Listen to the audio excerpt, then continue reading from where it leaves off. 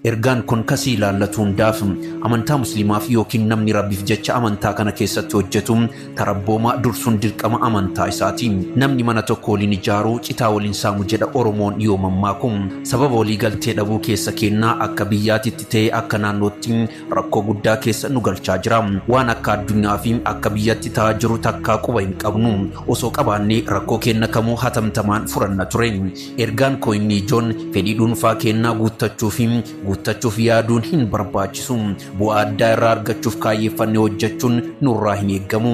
Marii malee anatu si beekaa anaan bitamta an kan siin jedhu godhi ati naa gadi an si olii jennee hojjechuuf yaaduun nurraa hin jiraatu.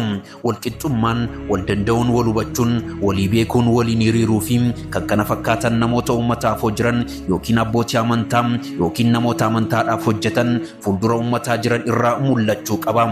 Iccitii waliin eeguun ilaa fi ilaamee rakkoo jiru hiikuun waldhabdee kamiifuu araara buusuun namoota fuuldura jiran irraa bareeda. Jarreen isaan jalaan ol guddatan garee uummatanii amantaa isaanii kaaddaman abbootii amantaa isaanii dhageeffachuu qaban. Waan hojjetanii fi waan dhiisan marii waliin osoo godhamee baay'ee bareeda.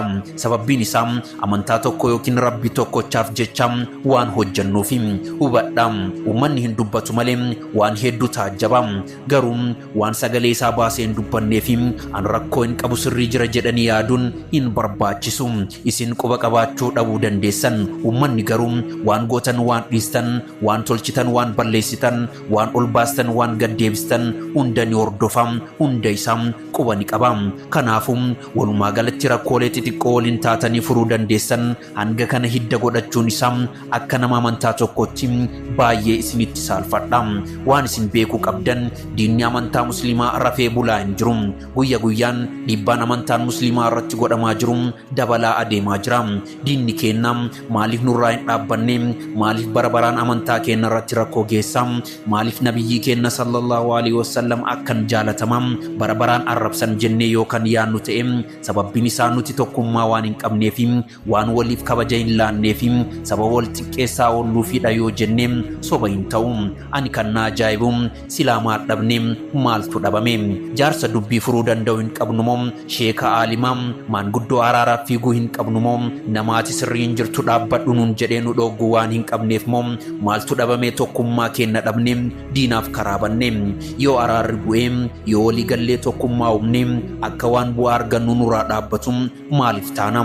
Dhumura irratti atiin quba namatti qabdu duraan maal gochaa jira? Maal balleessee maal tolchaa jira? Sirrii jira moo sirrii hin jiru jedhii of ilaali.